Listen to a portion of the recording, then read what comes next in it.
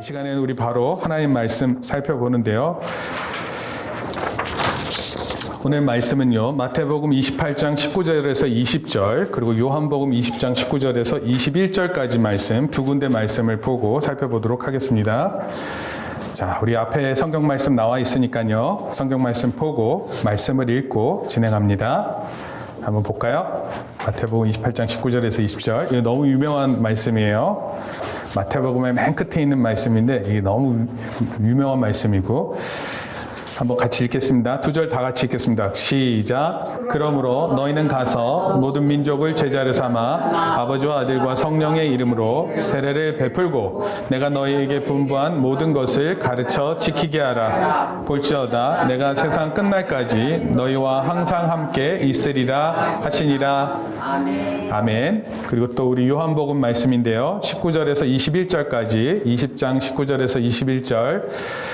이건 제가 한 절 읽고 여러분들이 한 절 읽고 다 같이 읽겠습니다. 이날 곧 안식 후 첫날 저녁 때 제자들이 유대인들을 두려워하여 모인 곳의 문들을 닫았더니 예수께서 오사 가운데 서서 이르시되 너희에게 평강이 있을지어다. 이 말씀을 하시고 손과 옆구리를 보이시니 제자들이 주를 보고 기뻐하더라. 같이 읽습니다. 예수께서 또 이르시되 너희에게 평강이 있을지어다. 아버지께서 나를 보내신 것 같이 나도 너희를 보내노라. 아멘. 우리가 금방 읽었었던 말씀, 마태복음 28장 19절에서 20절까지 말씀은요, 예수님께서 제자들에게 주신, 따라합시다, 지상명령 또는 위대한 명령, 이렇게 불러요. 예수님께서 제자들에게 주셨는데 이것은 단순히 제자들에게만 준 것이 아니라 제자의 제자들에게, 그래서 오늘날 우리에게까지 온 위대한 지상명령이자 위대한 명령, 이렇게 말합니다. 놀랍죠? 예, 이 말씀 그렇게 중요한 말씀입니다. 여러분, 요즘 신종 코로나 바이러스로 모두가 건강과 위생에 주의를 기울여야 돼요. 현재 바이러스가 확산되고 있고 확진 판정이 추가되는 상황에서 중앙사고수습본부라는 곳이 있어요. 중앙사고수습본부. 거기서 여러 가지 대책들, 또 계획들, 또 환자가 발생했을 때는 어떻게 치료를 하는 등 여러 가지 일들을 진행하고 있습니다. 그런 내용을 몇 가지 살펴보면 이래요. 신종 코로나 확진자라는 것은 실제로 그 바이러스에 감염된 사람을 얘기해요. 이 사람을 치료해야 되겠죠? 네, 격리시켜서 치료합니다. 여기 서울대 분당병원에서도 거기 확진자가 있는데 그곳은 전혀 다른 사람들이 들어갈 수 없어요. 그 의료진들도 완전히 그 몸을 보호하고 그 바이러스가 움직이지 못하게 합니다. 또 확진자가 병원에 들어오기 전까지 다른 사람들을 막 만나고 그랬거든요. 그래서 그 접촉한 사람들을 조사하는 일들을 벌입니다. 그래서 그 사람들을 다 연락해서 그 사람들이 또 신종 코로나 바이러스에 감염됐는지 여부를 확인합니다. 어저께 밤에도 출발해서 아마 도착한 것 같은데 중국 우한에 한국 교민들 있죠? 한국 교민들 700여 명이 있었는데 이 사람들도 우리나라로 송환해야 되죠? 남의 나라에서 있으면서 거기서 물론 이제 장사하고 직업 때문에 가 있기도 했는데 지금은 상태가 위태로우니까 거기 있는 사람들이 이렇게 돌아오게끔 만들어요. 비행기를 계획시키고 또 출발해서 미국, 중국과 협조하는 가운데 사람들을 데려와야 돼요. 중국 여행을 했었던 사람들이 있으면 그 방문자들, 여행객들이 많잖아요. 요즘에 여행 많이 나가잖아요. 그래서 중국 여행 방문자 이력을 다 파악해야 됩니다. 실제로 또 신종 코로나 바이러스에 감염됐는지를 확인해야 됩니다. 여러분, 핸드폰 많이 자료들 받았죠? 초기 발생 시 어떻게 조치 사항들이, 대부분은 몸에서 열이 나기 시작하거나 또는 기침을 많이 하게 되면 자기가 그럴 수 있다라는 것을 생각하고 병원으로 또는 가까운 보건소로 가서 확인을 해야 됩니다. 이런 모든 내용들을 아까 그 중앙사고본부라는 곳에서 그것을 해결하는 겁니다. 국가관계 부처끼리 협의해야 돼요. 말할 수 없는 일들이 진행됩니다. 이때 국가의 책임자가 여러분을 불렀다고 쳐봐요. 지금 우리나라에 신종 바이러스가 퍼지고 있는데 장내린 양, 당신이 이 막중한 임무를 맡아줘야 되겠습니다. 그리고 얘기하는 거예요. 반드시 신종 코로나 바이러스를 퇴치하고 국민의 건강을 책임지십시오. 만약에 우리가 이러한 임무를 받게 되면 그 임무를 가볍게 대할 수 있어요? 아니죠. 막중한 임무예요. 이때 주어지는 긴장감은 엄청날 것으로 보여요. 오늘 여러분들은 이와 같은 책임을 맡은 자로서 한번 생각해야 되는 거예요. 실제로 중앙사고수습본부장이 박능후라는 분이세요. 그래서 이분이 지금 우리나라를 위해서 이렇게 애쓰고 있어요. 대통령뿐만 아니라 행정부서에서도 노력을 하고 있는데 이분이 본부장인데 이분이 밤에 잠 잘 것 같아요? 못 잘 것 같아요? 예, 잠 못 잡니다. 그래서 이런 여러 가지 우리들은 잘 잘 수 있죠? 또 이렇게 퍼지고 그러는 바이러스에 관련된 것들을 고민하고 있는 사람이에요.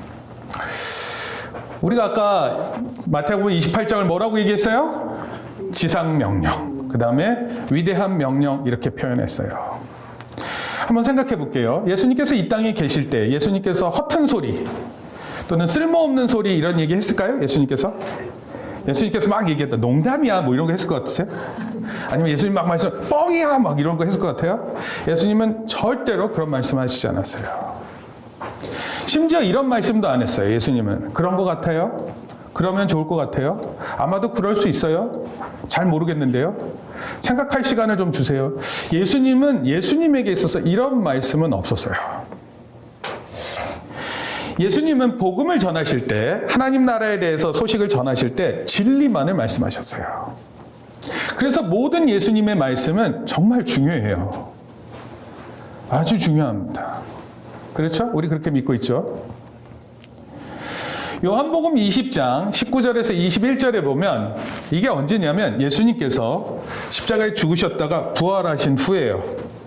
그때는 제자들이 어땠을 것 같아요? 예수님께서 십자가에 죽으셨다는 소식을 들었을 때 그게 충격적일 것 같아요? 안 충격적일 것 같아요? 자기가 3년 동안 따라다니던 그 스승님이 돌아가신 거예요. 십자가에서. 3년 동안 같이 동고동락하고 같이 모든 곳을 따라가고 먹을 것을 같이 나누던 그 예수님께서 돌아가신 거예요. 그 제자들이 얼마나 두려웠겠습니까? 그래서 예수님이 돌아가시고 나서 그러고 나서 3일째 되는 날에 예수님이 돌아가셨다라는 것 때문에 진정이 안 되고 그러는 가운데 유대인들을 두려워하고 있어요. 유대인들도 두려워했지만 로마 군인들도 막 두려워했었어요. 그런데 예수님께서 갑자기 제자들 가운데 나타나셨어요. 여기 보면은 문들을 닫았다 그렇게 표현하고 있어요. 한번 거기 앞에 읽어볼게요. 이날 곧 안식 후 첫날 시작. 이날 곧 안식 후 첫날 저녁 때 제자들이 유대인들을 두려워하여 모인 곳에 문을 닫았더니 예수께서 오사 가운데 서서 이르시되 이렇게 돼 있어요. 예수님께서 그 가운데서 무슨 말씀을 먼저 하셨어요? 시작. 너희에게 평강이 있을지어다. 예수님께서 제자들에게 그 두려워하고 있는 상황 가운데서 예수님이 오셔서 하신 말씀이 뭐냐면 너희들에게 평강이 있을지어다. 한번 따라합시다. 너희들에게 평강이 있을지어다. 만약에 친구한테 얘기한다면 어떻게 얘기하겠어요? 이렇게 너희에게 뭐 이렇게 얘기할 거예요? 너희에게 평강이 있을지어다. 그럼 되게 웃기잖아. 나무가 갑자기 길 가다가 자기 친구 너희에게 평강이 있을지어다. 되게 웃기는 표현이에요. 그럼 요즘 말로 표현하면 어떨 것 같아요? 여러분들이 만약에 친구들 하면 잘 지내? 그렇게 얘기했죠? 여러분 잘 지내라는 거는 상당히 많은 의미를 포함하고 있어요. 그런데 실상은 마음이 평안한 상태가 제일 좋은 거예요.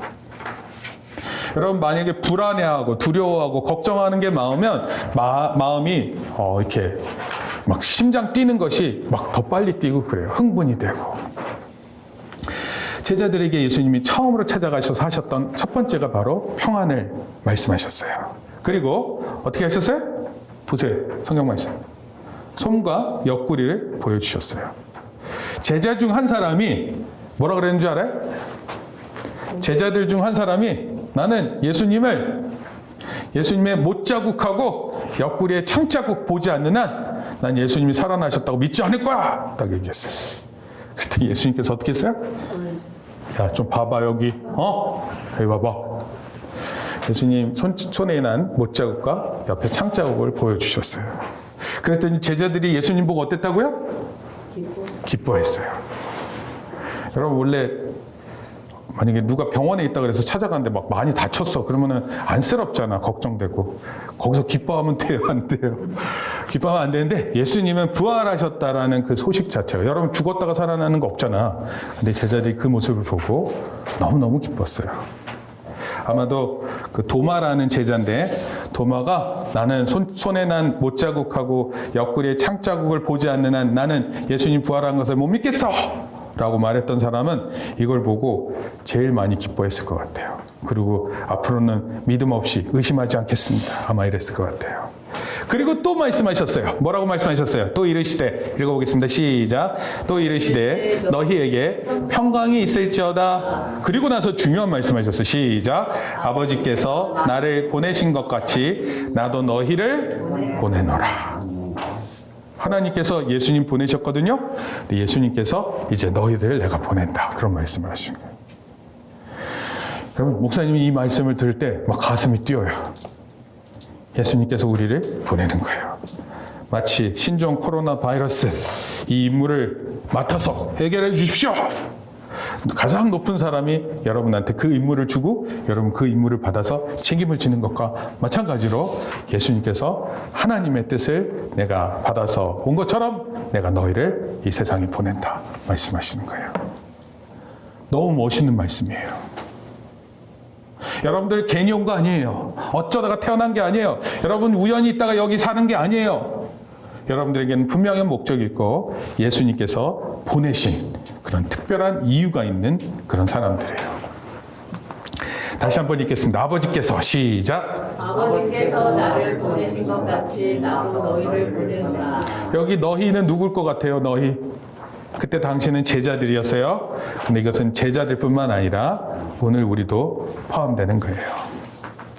예수님께서 십자가에 돌아가시기 전에 마지막으로 남긴 말씀이 있어요. 십자가 위에서 그 말씀을 뭐라고 부르냐면 따라합시다. 가상칠언. 가상실현. 가상칠언이라는 건 뭐냐면 가가 십자가를 얘기하는 거예요. 십자가 상 위에서 윗상이죠. 한자 남기신 7가지의 말씀이에요. 한번 잠깐 보여줄게요. 7가지를 모두 보여줄게요. 이 모두 7가지예요. 첫 번째 시작. 아버지여 저희를 사하여 주시옵소서. 예수님께서 십자가에 못 박혀 계시는데 그 못 박힌 상태에서 아버지여 저희를 용서해 주시옵소서. 그렇게 얘기했어요. 두 번째 시작. 내가 진실로 내게 이르노니 오늘 내가 나와 함께 낙원에 있으리라. 십자가에 달릴 때 예수님께서 십자가에 달리실 때 몇 명이 더 달렸죠? 2명이 더 달렸어요. 두 사람들은 이 강도 나쁜 일을 해서 잡힌 사람들이에요. 그런데 한 사람은 예수님을 저주했고 한 사람은 예수님을 존경했어요. 그러자 예수님께서 오늘 너가 나와 낙원에 있겠다 이렇게 얘기했어요. 우와 대단하지 않아요? 그러면 예수님 아까 허튼 소리 안 하시니까 그 사람 낙원에 있을까 없을까? 있는 거예요. 그리고 세 번째는 시작. 여자여 보소서 아들이니이다. 여자라는 것은 어머님을 향해서 말씀한 건데 어머니한테 여자야 그러면은 엄마가 이상하게 생각하는 게 아니라 이때 여자라는 표현은 가장 존중하는 표현이에요. 우리나라 말은 여자가 조금 안 좋잖아요. 이 여자가 뭐 이렇게 하면 되게 안 좋은 말이잖아요. 근데 이게 원어 표현은요. 이제 가장 높은 사람이 그때 당시 여자 중에서 가장 유명한 여자가 있었어요. 누군지 혹시 아세요? 이집트의 클레오파트라 혹시 알아요? 클레오파트라는 여자인데 그 여자가 가장 힘을 갖고 있는 여자거든요. 이 분한테 말할 때 쓰는 표현이에요. 여자요. 그 표현이 정말 좋은 표현이에요. 근데 이것을 어머니에게 표현한 거예요. 어머니가 자식의 모습을 볼 때 마음 아프겠죠? 예수님께서 그런 자식의 모습으로서 그것을 말씀했어요. 그리고 한번 또 읽어볼까요? 시작. 엘리 엘리 라마 사박다니. 이거는 그때 당시 원래 언어예요. 아람어인데 예수님께서 뭐라고 표현했냐면 엘리 엘리 하나님이여 하나님이여 어찌하여 나를 버리시나이까 이렇게 표현했어요. 예수님께서 십자가에서 달려 돌아가실 때 예수님께서 십자가에서 달려 돌아가실 때 예수님은 하나님으로부터는 저주를 받고 계셨어요. 그래서 예수님하고 하나님은 한 번도 떨어져 보신 적이 없으세요. 예수님이 이 땅에 계실 때도 늘 기도로 교통하는 그런 것이었는데 십자가상에서는 아니었어요. 하나님의 맹렬한 진노가 예수님의 십자가 위에 떨어지고 있었어요. 그리고 예수님은 버림받고 계셨어요. 그래서 예수님이 그 표현을 하나님께 한 거예요. 그리고 다섯 번째, 시작. 내가 목마르다. 십자가에 매달리면, 원래 십자가에 매달리기 전에 십자가를 끌고 아주 산을 올라야 돼요. 그냥 가기도 힘든데, 채찍을 막 맞아서 가는 것도 힘든데, 자기가 매달릴 십자가를 이렇게 지고 가야 돼요. 그래서 그것을 가지고 산 정상까지 와야 돼요. 예수님은 그것을 다 짊어지실 정도로 힘이 충분치 않으셨어요. 그래서 시몬이라는 사람이 대신 그 십자가를 지고 올라갔어요. 그 정도로 많이 힘이 빠진 상태인데 그때 목이 마르셨어요. 그래서 목마르다. 예수님은 이렇게 우리의 몸을 입고 오셨을 때 인간이 느끼는 이런 갈증, 목마름 가지고 계셨어요. 여섯 번째, 시작. 다 이루었다. 여러분, 예수님께서 십자가에서 다 이루었다. 뭘 다 이루셨을까요? 뭘 다 이룬 것 같아요? 뭘 다 이루셨을 것 같아요? 십자가에서 죽는 것을 이뤘다? 아직 죽지 않으셨어요. 그거 얘기하는 거 아닌 것 같아요. 뭘까요? 예수님께서 십자가 오기 전까지 하나님께서 맡기신 일을 다 하셨다, 이런 뜻이에요. 예수님은요, 우리의 진짜 모범이 되세요. 우리도 우리 인생을 살 때 우리가 해야 할 일을 다 하고 가는 게 맞다고 보여요. 막 내가 해야 할 일 안 하고 다른 일하고 살면 안 돼요. 나에게 주어진 일을 하고 사는 거예요. 오늘 바로 이 일이 다 이루었다 할 때 그 다 이루는 일, 그것이 우리에게 있어요, 없어요?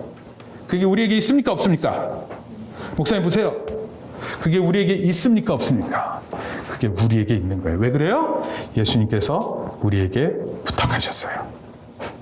하나님께서 나를 보내신 것처럼 내가 너희를 보내노라.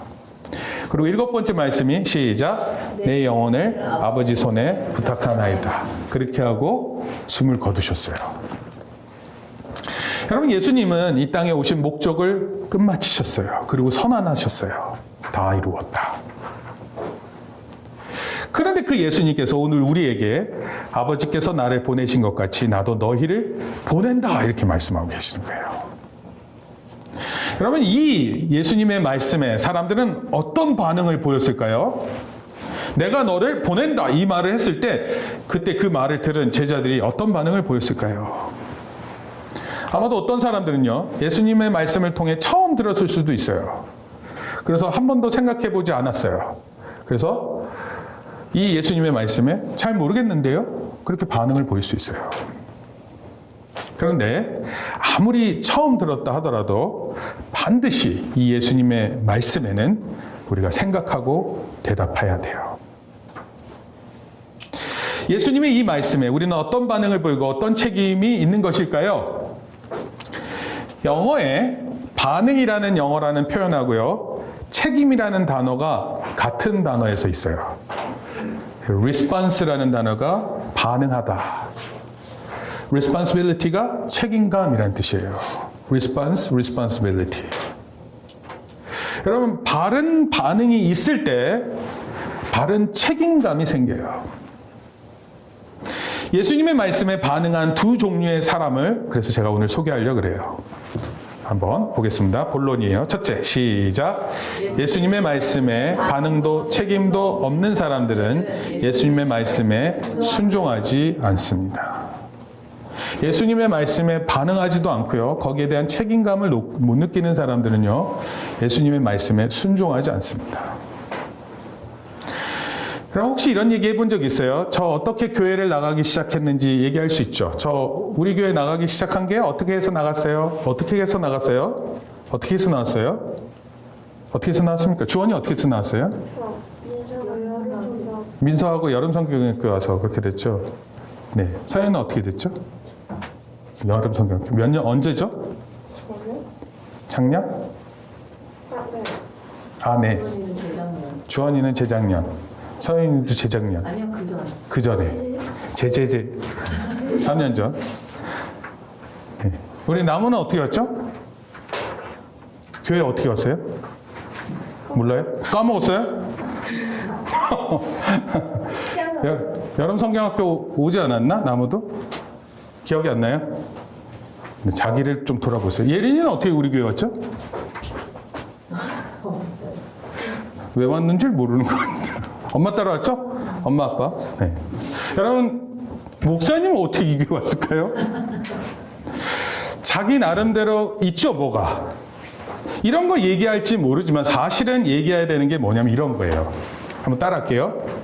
어떻게 구원받았고, 시작. 어떻게 구원받았고 예수님은 누구시고, 성령 충만이 무엇이고, 하나님 앞에 죄가 얼마나 심각한지, 이런 것들을 얘기해야 돼요.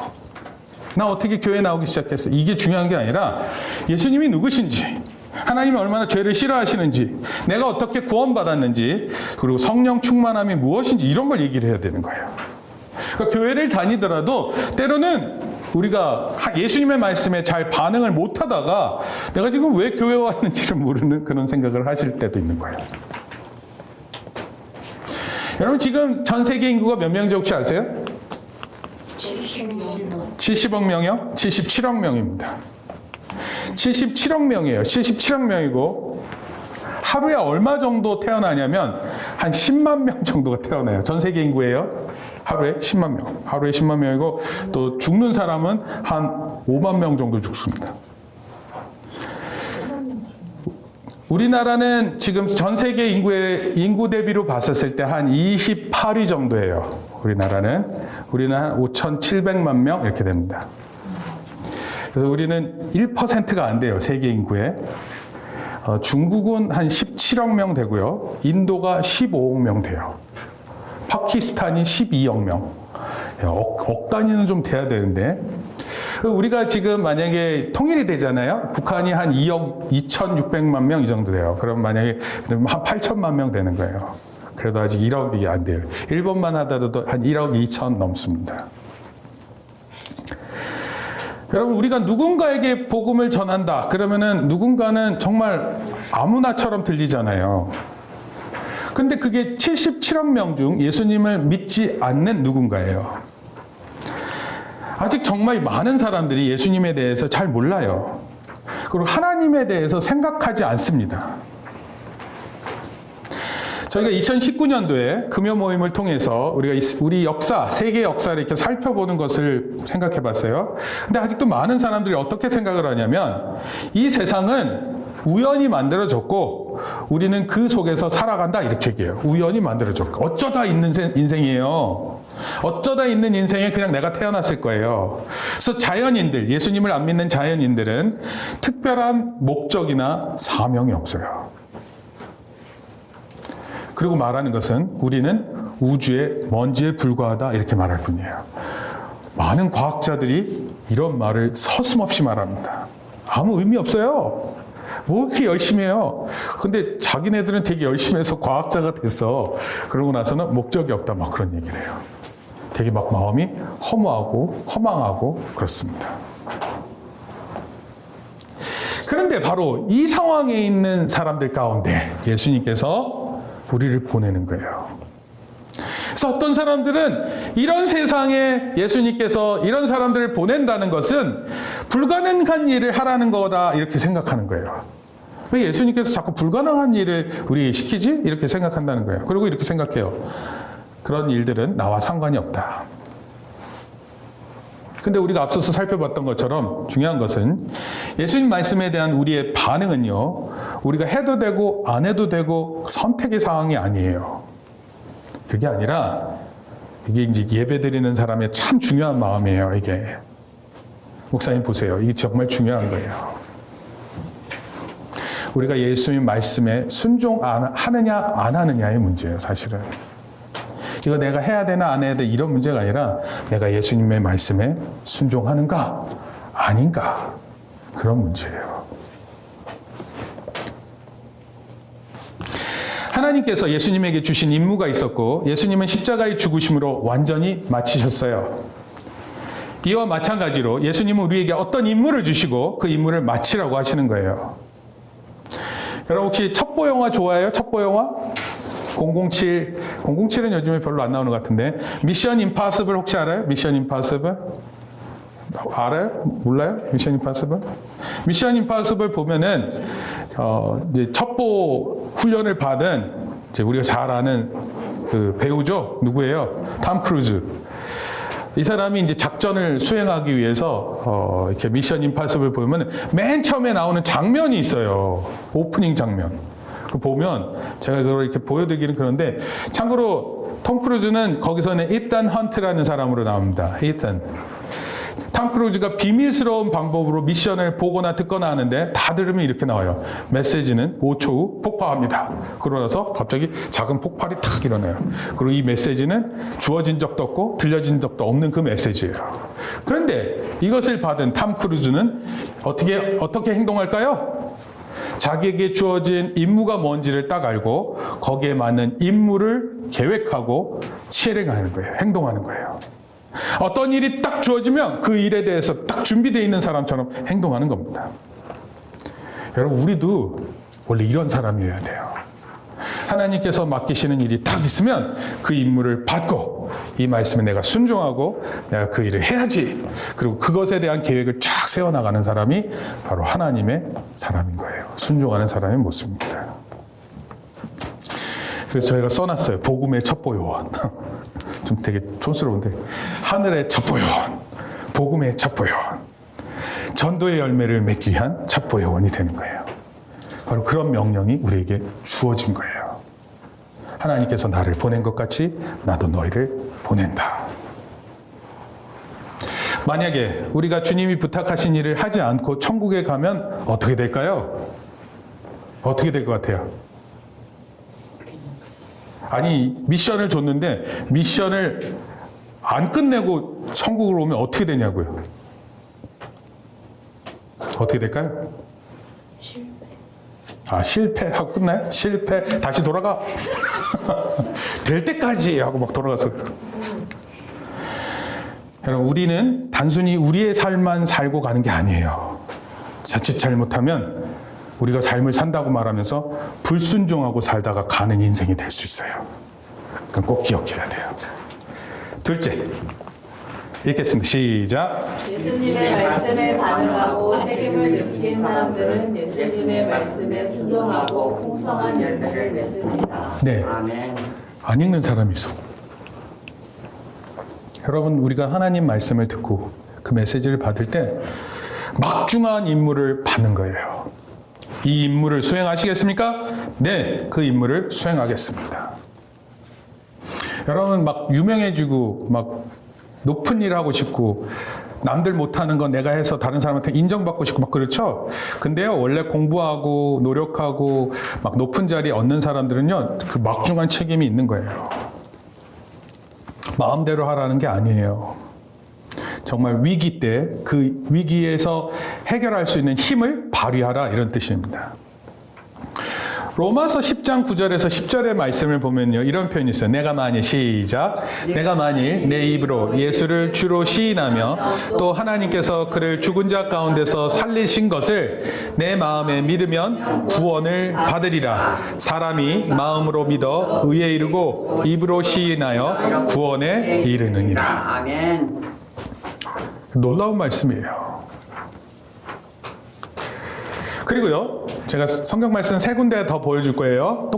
거의 똑같은 말씀인데 세 군데 나와 있어요. 한번 읽어보겠습니다. 로마서 10장 13절 시작. 누구든지 주의 이름을 부르는 자는 구원을 받으리라. 아멘. 또 사도행전 누구든지 시작. 누구든지 주의 이름을 부르는 자는 구원을 받으리라 하였느니라. 아멘. 누구든지 주의 이름을 부르는 자는 구원을 받으리라는 말이 있었어요. 이 말이. 근데 이것을 로마서에서는 바울이 얘기했고 사도행전에서는 베드로가 얘기한 거예요. 그리고 또 요엘 선지자가 얘기했어요. 누구든지 시작. 누구든지 여호와의 이름을 부르는 자는 구원을 얻으리니. 아멘. 여러분, 위기 가운데 하나님을 부르는 거예요. 우리의 가장 안 좋은 상태에서 예수님! 그러면 그 이름을 부를 때 뭐가 있다고요? 구원이 있대요. 구원. 그러니까 그때 부를 때 잘 불러야 돼. 위태로울 때 잘 불러야 된다고. 망했다고 생각할 때 거기서 막 신발 이루고 있으면 안 돼요. 욕하고 자기 분노만 채우고 그러는 게 아니라 그럴 때 불러야 돼요. 누굴 불러야 돼요? 하나님! 하나님 지금 오셔서 내 마음을 도와주세요. 예수님! 저 구원해 주세요. 살려주세요. 이렇게 하는 거예요. 그런데 잘 들으세요. 그런데 이거 불러야 되잖아요. 근데 이걸 누구 가르쳐 줘야죠. 너 예수님 이름 부르면 구원받아. 이거 누가 얘기를 해줘야 될 거 아니에요. 그래서 이런 질문이 있는 거예요. 여기서 누군가 그 말해야 되는 것을 전하지 않으면 어떻게 주의 이름을, 여호와의 이름을 부를 수 있나요? 여러분, 이걸 전하지 않으면 누가 그것을 부르겠느냐라는 거예요. 바울, 베드로, 요엘 선지자 모두 전하는 사람의 중요성을 알았어요. 전하는 사람이 없으면 예수님을 믿는 사람이 없다는 것을 아주 잘 알고 있었어요. 로마서 10장 14절에서 15절 말씀에 그래서 그 내용을 얘기한 성경 말씀이 있어요. 한번 읽어보겠습니다. 시작. 그런즉 저희가 믿지 아는 일을 어찌 부르리요? 듣지도 못한 일을 어찌 믿으리요? 전파하는 자가 없이 어찌 들으리요? 보내심을 받지 아니하였으면 어찌 전파하리요? 기록된 바 아름답도다. 좋은 소식을 전하는 자들의 발이요. 여러분, 복음을 전할 때 중요한 우리의 몸의 신체 기능이 있는데 그게 뭔지 아세요? 발이에요, 발. 마태복음 28장에 보면 거기 동사가 있는데 동사가 뭐냐면 가라예요, 가라. 뭘로 가겠어요? 발로 가는 거예요. 여러분들에게 좋은 소식이 있으면 뛰어가겠죠? 마라토너가 그 전쟁에서 소식 전하기 위해서 목숨 걸고 뛰어간 거죠? 그래서 시작된 것이 마라톤이죠. 여러분, 좋은 소식 하나를 전하기 위해서 정말 먼 거리 갈 수 있어요. 찾아갈 수 있는 거예요. 근데 이것이 중요함을 말하고 있습니다. 근데 이 전해지는 복음을 유대인들은 거부했어요. 원래 바울도 그런 유대인들 중에 한 사람이었어요. 그래서 유대인들과 같이 예수님의 복음을 거부하고 심지어 기독교인을 체포하고 죽이는 일을 서슴지 않았어요. 예수 잘 믿는 사람들 막 족치고 죽이고 그랬어요. 그런데 예수님을 만난 후 완전히 예수님의 주신 사명을 위해 특별히 이방인들을 위해 사명을 깨닫고 평생을 살았어요. 그러니까 여러분, 목적과 사명이 정말 중요한 거예요. 무엇을 위해서 사는 것인지. 결론적으로 말씀드릴게요. 제가 한 사람을 소개하려고 그래요. 이 사람은 이제 유튜브 검색하면 나오는 사람이에요. 프랭크 제너라는 분인데 1903년에 태어나서 1977년도에 돌아가신 분이에요. 이 사람은 오스트리아 사람이에요. 호주. 근데 이 사람이 유명한 것은 뭐냐면 그가 살고 있었던 조지 스트릿이라는 길이에요. 길 이름이 조지가라는 거예요. 근데 거기에서 길거리 복음 전도를 해서 유명한 사람이에요. 28살에 기독교인이 됐어요. 그럼 몇 년도예요? 28살이면? 1903년에 태어났으니까 28살이면 1931년부터 죽기 전까지 조지가에서 복음을 전했어요. 그가 전한 사람이 대략 10만 명 정도 된다고 합니다. 그가 전한 내용이 있어요. 이거 좀 유명한 얘기라서 우리도 좀 아실 수 있어요. 한번 읽어볼까요? 시작. 선생님, 구원 받으셨습니까? 오늘 밤 죽으면 천국에 가실 수 있습니까? 이 딱 두 마디 얘기한 거예요.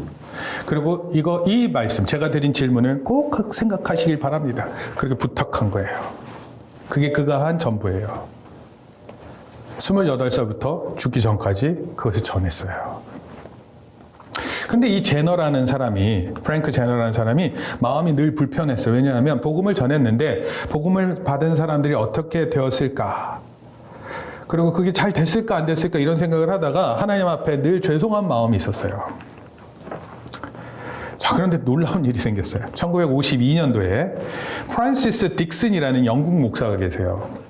근데 이 영국 목사가 아마도 복음에 대한 전도에 대한 얘기를 이렇게 설교를 했는데, 그러고 나서 성도들 중에 있었던 사람들하고 이런 얘기를 나누는데, 오스트레일리아에 갔다가, 호주에 갔다가, 이 조지가에서 그 소식을 전하는 있죠.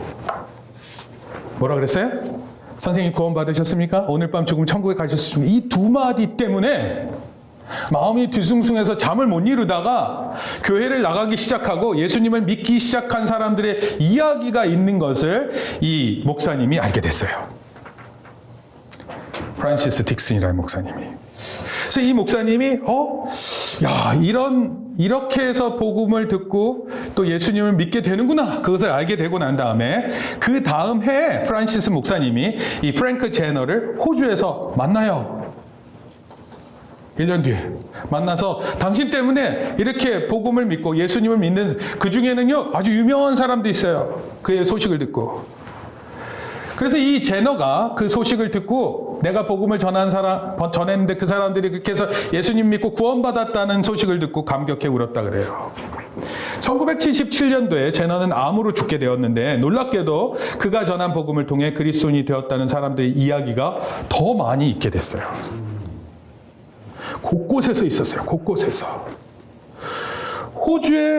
하필 호주에 그 시드니 안에 있는 그 조지가라는 데, 조지 스트리트라는 데인데 거기에서 복음을 늘 전하는데 지나가는 사람들한테 그걸 묻은 거예요. 정말 메시지가 강력하죠. 한때 우리나라에서도 1980년도에 이런 얘기 있었어요. 오늘 죽으면 당신 천국에 가는 거 확신하세요?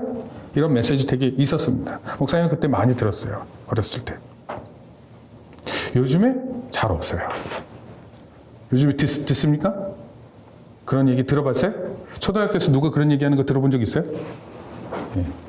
여러분, 메시지는요, 여러분이 볼 때 별거 아닌 것처럼 느끼고, 아까 이 프랭크 제너라는 분도 자기가 하는 복음 전도 방법이 너무 누추해서 하나님께 미안한 마음이었는데, 여러분이 진심으로 전하는 그 두 마디가 살아있어요. 살아있네. 살아있는 말씀이 돼서 움직이는 거예요. 2000년에 레이먼드 윌슨이라는 사람이 조지가의 제너라는 책을 썼어요. 그래서 그 모든 이야기들을 만들어서 소개했습니다. 정말 간단한 말 아니에요? 선생님, Sir 이렇게 표현했어요. Are you saved? 구원 받으셨어요? 오늘 밤 죽으면 천국에 가실 수 있어요? 어디 있을 거라고 생각하세요?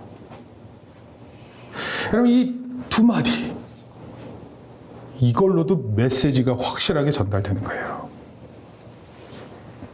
그럼 우리는요, 복음을 더 구체적으로 알고 있어요. 한번 따라 읽읍시다. 누구든지 시작. 누구든지 예수님의 이름을 부르는 자는 구원을 받습니다. 네. 누구든지 예수님의 이름을 부르는 자는 구원을 받습니다. 따라해 보세요. 예수님. 예수님. 구원받는 목소리 같아요? 예수님. 예수님. 네. 여러분, 만약에 정말 간절한 상태에서 예수님 부르면 어떨 것 같아요? 어떻게 부를 것 같아요? 예수님, 뭐 이럴 것 같아요? 그럼 급할 때는요? 예수님. 네, 예수님! 지금 이 순간에 찾아오셔서 도와주세요.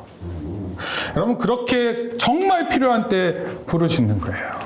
하나님! 지금 제 상황 가운데 오셔서 내 마음을 도와주세요. 원래 예수님이 제자들한테 찾아갔을 때가 어떤 상황이었어요? 제자들 막 두려움에 떨고 있었거든요. 근데 예수님께서 너희에게 평안이 있을지어다. 그리고 여기는 제가 성경 말씀 소개하지 않은데 원래 그 말씀에 조금 뒤로 가면은 예수님께서 어떻게 하냐면 예수님께서 한숨을 쉬어요. 한숨. 이렇게 하면서 성령을 받으라. 그렇게 얘기해요. 예수님의 한숨이 아이고 이것들아 이런 게 아니라 이 성령에 이렇게 예수님께서 쉬셨던 한숨은 이런 거예요. 창세기 때 보면은 사람을 하나님 만드시거든요. 하나님께서 사람을 만든 다음에 하나님께서 호흡을 넣어주세요. 마치 우리 인공호흡할 때 보면 입에다가 이렇게 불어넣잖아요. 하나님께서 우리한테 호흡을 확 넣어줬더니 아담이 살아나는 거예요.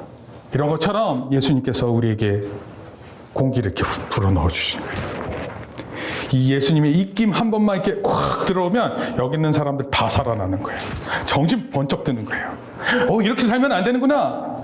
나에게 이런 목적이 있지. 그런 하나님의 사람이 되는 거예요. 여러분 이렇게 살아야 돼요. 그리고 이것을 나의 목적으로 알고 살아야 돼요. 여러분 공부 왜 해요? 공부 열심히 해서 훌륭한 사람 되는 것도 있지만 하나님이 원하시는 사람이 되어야 돼요. 예수님이 내가 너희를 보낸다라는 그 뜻이 무슨 뜻인 줄 알고 살아야 되는 거예요. 그것을 잘 알 때 다른 사람들한테 이런 소식을 전할 수 있는 사람들 한번 물어보세요. 한번 가서 얘기해 보세요. 너 그거 알아? 너 구원 받았어? 너 이거 몰라? 너 오늘 밤 죽으면 너 천국에 가, 지옥에 가? 모르지? 내가 가르쳐 줄게. 아, 지금 게임하는데 왜 이딴 얘기를 해? 게임할 때 얘기하지 마세요, 그래서. 게임할 때 얘기하지 말고 한번 친구한테 얘기하는 거야. 너 언제 시간 되면 나한테 시간 좀 내줘. 내가 너한테 해주고 싶은 말이 있어. 아니면 편지를 쓰는 거예요. 그리고 그렇게 복음을 전하는 사람으로 올 한 해 살 수 있기를 예수님의 이름으로 축원합니다. 같이 기도하겠습니다. 주님 감사합니다. 우리 예수님께서 말씀하셨습니다. 하나님께서 나를 보낸 것처럼 내가 너희를 보낸다. 분명한 사명 목적 우리에게 있음을 믿습니다.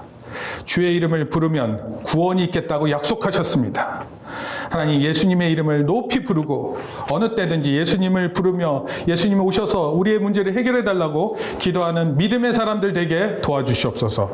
하나님께서 주신 분명한 목적과 하나님 우리의 사명이 있음을 믿습니다. 위대한 임무가 있음을 믿습니다. 이 임무 앞에 우리가 받아들이고 순종하며 나아가는 하나님의 요원들 다 될 수 있게 우리를 인도하여 주시옵소서. 예수님의 이름으로 기도합니다.